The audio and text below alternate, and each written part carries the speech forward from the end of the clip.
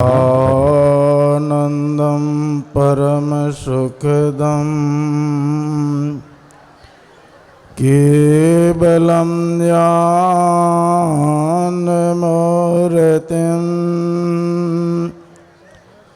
द्वन्द्वातीतं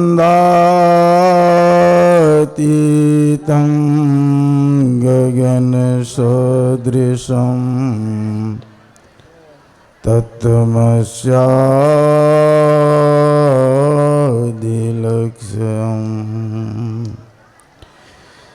एकं नित्यं विमलमचलं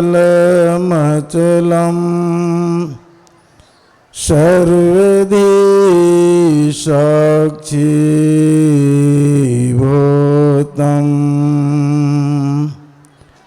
भावातीतं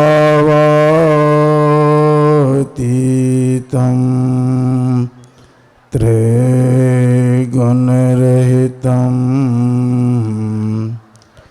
सद्गुरुं तं नमामि।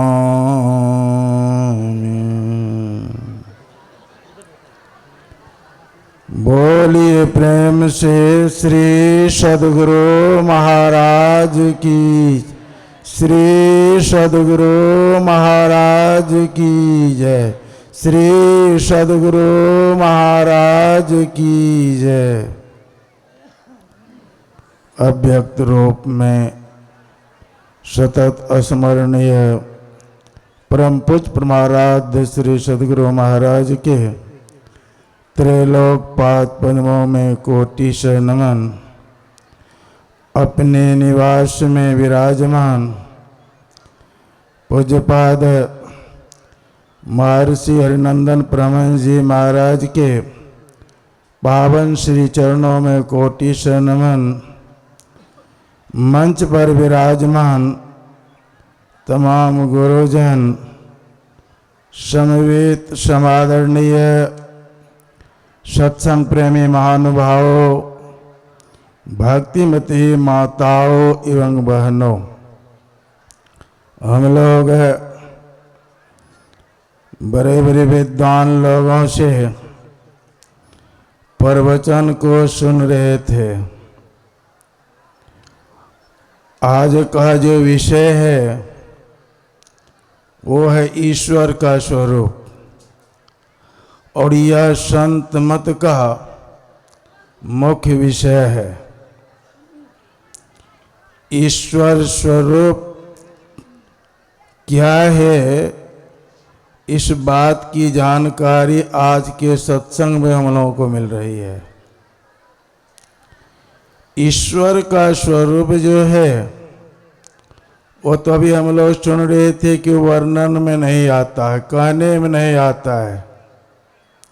इसलिए ईश्वर का जो स्वरूप है वो सूक्ष्माति सूक्ष्म है, इतना सूक्ष्म है, इतना बारीक है कि उनके विषय में संसार के किसी भी वस्तु से हम उपमा नहीं दे सकते हैं।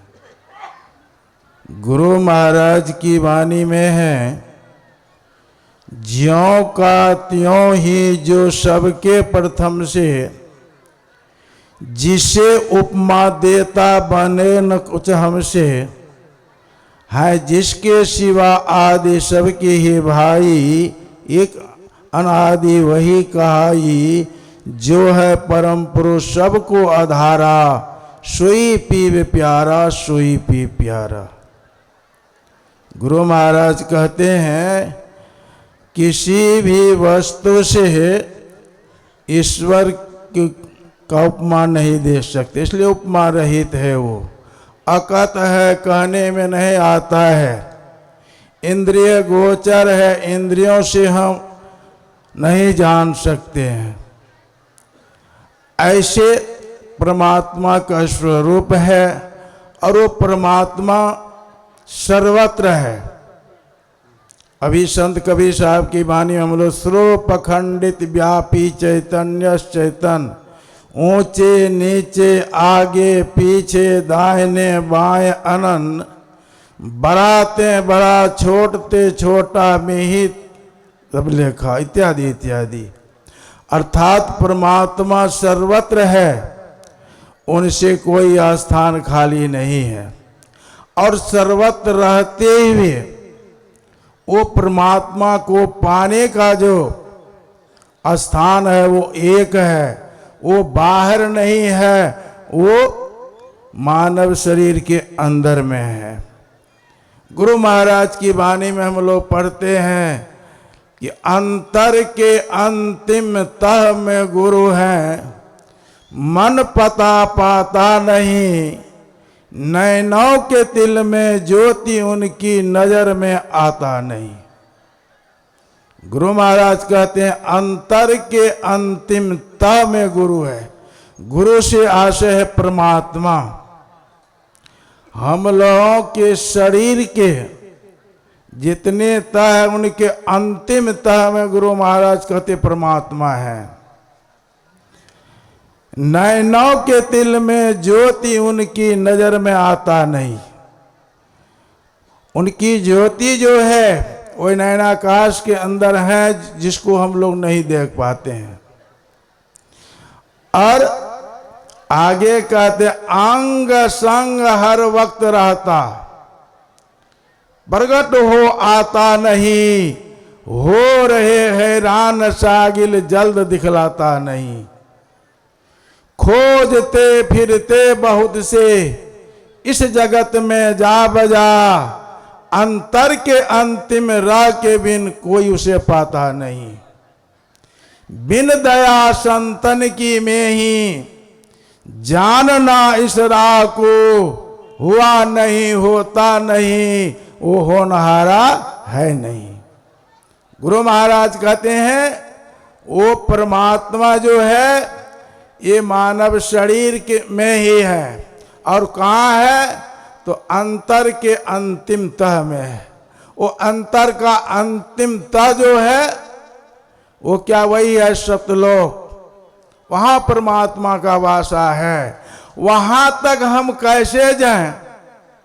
उस परमात्मा को हम कैसे परख पाएं, कैसे मिलन हो? इसके लिए गुरु महाराज राह बताए हैं। और सृष्टि में कैसे वो व्यापक है, किस रूप में है, इसका भी उदाहरण गुरु महाराज ने अपनी वाणी में दिया है कि मेहंदी में लाली, घी दूध में, फूल में बास समान हो राम राम। गुरु महाराज कहते हैं जिस तरह मेहंदी में लाली छिपी हुई रहती है, मेहंदी के गाछ के पास जाएंगे तो पत्ते को देखेंगे लेकिन लाली देखने में नहीं आती है। गुरु महाराज कहते हैं जिस तरह मेहंदी में लाली छिपी हुई रहती है, उसी तरह परमात्मा जो है सृष्टि के कण कण में है, लेकिन हम देख नहीं पाते हैं। दूध में घी समान हो रहा है। दूध में घी रहता है। दूध में यदि हम घी को खोजेंगे नहीं मिलेगा। दूध में घी छिपा हुआ है, देखने में नहीं आता है। गुरु महाराज का ठीक उसी तरह सृष्टि के कण कण में वो परमात्मा है। जिस तरह दूध के कण कण में घी छिपा रहता है, उसी तरह सृष्टि के कण कण में वो परमात्मा विराजमान है, लेकिन हम उनको देख नहीं पाते हैं। जो व्यक्ति दूध घी को निकालने की युक्ति जानते हैं, वो युक्ति के माध्यम से दूध से घी को निकाल लेते हैं। उसी तरह गुरु महाराज कहते हैं इस शरीर में वो परमात्मा है, सृष्टि के कण कण में है, मिलेंगे आपके शरीर में। और आपके शरीर में कैसे मिलेंगे वो युक्ति जाननी होगी, और उस युक्ति से हम उस परमात्मा को प्राप्त कर सकते हैं। महर्षि में पदावली में गुरु महाराज की बाने एक ही पद में गुरु महाराज सारी बात सुना दिए। गुरु महाराज ने कहा खोजो पंथी पंथ, तेरे घट भीतरे, तू और तेरो पीव भी घट ही अंतरे। गुरु महाराज कहते हैं ईश्वर को खोजने वाले पथिक, तुम ईश्वर को खोजना चाहते हो तो कहाँ खोजो? अपने शरीर के अंदर में खोजो। इस शरीर में तुम भी हो और पीप भी इसी शरीर में है, लेकिन इस शरीर में जीव भी है और इस शरीर में परमात्मा भी है। लेकिन जीव जो है परमात्मा को परख नहीं रहा है, परमात्मा तक पहुंच नहीं रहा। कारण क्या है? कारण बताते हैं गुरु महाराज। ये शरीर में 4 कोठरियां हैं। तिमिर प्रकाश वो शब्द, निशब्द की कोठरी, चारों कोठरियां आई अंतर्गत कोठरी। गुरु महाराज स्पष्ट कहते हैं यह जिस शरीर में 4 कोठरियां हैं, अंधकार की कोठरी, प्रकाश की कोठरी, शब्द की कोठरी और निशब्द की कोठरी। अब गुरु महाराज कहते हैं तुम उस परमात्मा को इसलिए नहीं देख रहे हो, नहीं प्राप्त कर रहे हो कि तुम उतरी परियोतम माय पीब निशब्द में। गुरु महाराज कहते हैं कि तुम अंधकार की कोठरी में पड़े हुए हो। अंधकार की कोठरी क्या है? ये अस्थूल संसार है और अस्थूल संसार क्या अंधकारमय है। हम आंख बंद करते हैं, क्या देखते हैं? अंधकार को देखते हैं। उसी अंधकार में हम लोगों का वासा है। गुरु महाराज कहते हैं तो उतरी परियोतम माय पीब निशब्द में, या ही ते पर गयो दूर चलो निशब्द में। गुरु महाराज मार्ग बताते हैं कि फर्क यही है कि तुम अंधकार की कोठरी में आ गए हो, वो परमपिता परमात्मा जो है वो निशब्द की कोठरी में है।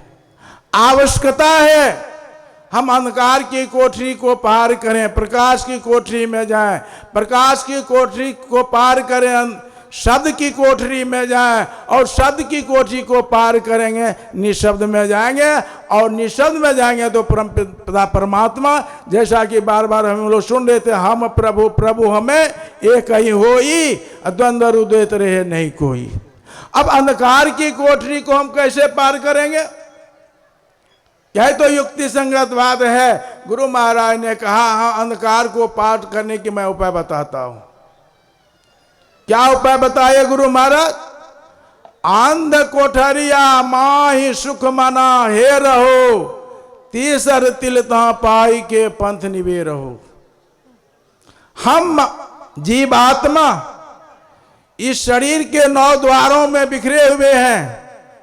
9 द्वार से हम अपने को समेट करके कहां ले जाएंगे? 10वें द्वार में ले जाने के लिए गुरु महाराज कहते हैं। 10वें द्वार कहिए, सुखमना कहिए, मोक्ष का द्वार कहिए, एक ही बात है। गुरु महाराज कहते हैं वह युक्ति जानो जिस युक्ति से तुम सुखमना में प्रवेश करोगे।